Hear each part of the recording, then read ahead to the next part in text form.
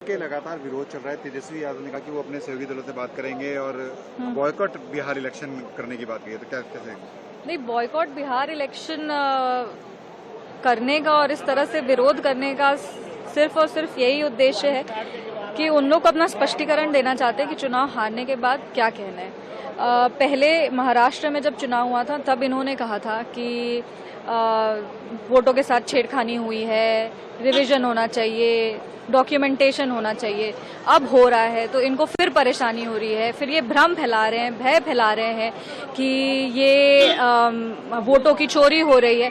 तो इस तरह से बार बार जो विपक्ष का एक प्रोपेगेंडा सेट करने का एजेंडा चलता है, ये बहुत ही गलत है और इस तरीके से देश में भ्रम और भय नहीं फैलाना चाहिए। ये सिर्फ और सिर्फ एक इलेक्टोरल रोल रिवीजन है जिसका अधिकार इलेक्शन कमीशन को है। ये आपकी नागरिकता पे या फिर आपके सिटीजनशिप पे या फिर आपके किसी भी अधिकार पे कोई चोट नहीं है। ये सिर्फ और सिर्फ यही है कि अगर आपके पास प्रॉपर डॉक्यूमेंट्स हैं तभी आप वोट दे सकते हैं और इसमें कोई गलत बात नहीं है, क्योंकि हर देश में ये होता है।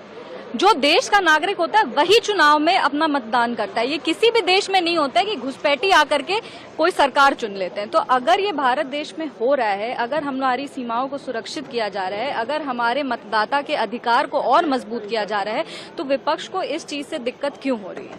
ये पहले सबसे बड़ा प्रश्न विपक्ष से पूछना चाहिए। और जहां तक रही बात इनके विरोध की, तो चर्चा करने को सरकार भी तैयार है। चर्चा होने तो देंगे।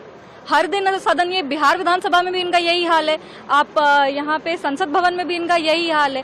तो अगर आप चर्चा नहीं करेंगे तो ऑब्वियस, अगर सार्थक चर्चा ही नहीं होगी तो लोगों को पता कैसे चलेगा कि क्या हो रहा है और क्या नहीं हो रहा है। और बहुत सारे टेक्नोलॉजी को यूज करके ये किया जा रहा है। हम लोग 2025 में ये करा रहे हैं। बहुत सारे नए एडवांसमेंट्स हो गए हैं जिसके थ्रू आप, जिसके माध्यम से आप ये कर सकते हैं। तो आप क्यों ये भ्रम फैला रहे हैं कि जो लोग दूर हैं वो नहीं कर सकते हैं, जो आए नहीं है वो नहीं कर सकते? ये सिर्फ और सिर्फ गलत प्रोपेगेंडा है और ये खाली मतलब अपने चुनाव हारने के स्पष्टीकरण को तैयार कर रहे हैं। जेडीयू के कुछ नेताओं ने भी पार्टी लाइन से हटकर बात करी और उन्होंने कहा कि बहुत जल्दबाजी में हो रहा है। तो इस तरह किस तरह से देखते हैं कि पार्टी नहीं, तो वो उनका व्यक्तिगत राय हो सकता है। आप किसी के व्यक्तिगत राय पे तो आप कुछ नहीं कह सकते ना, वो उनका व्यक्तिगत राय हो सकता है। लेकिन हाँ, समय पर्याप्त है, समय आपके पास है कि जितना आई थिंक लगभग 7.5 करोड़ कंप्लीट हो भी चुके हैं और अभी भी थोड़ा बहुत टाइम है, इसको कंप्लीट किया जाएगा। इसमें कहीं भी किसी के भी संवैधानिक अधिकार को कोई भी ठेस नहीं पहुंचाई जाएगी।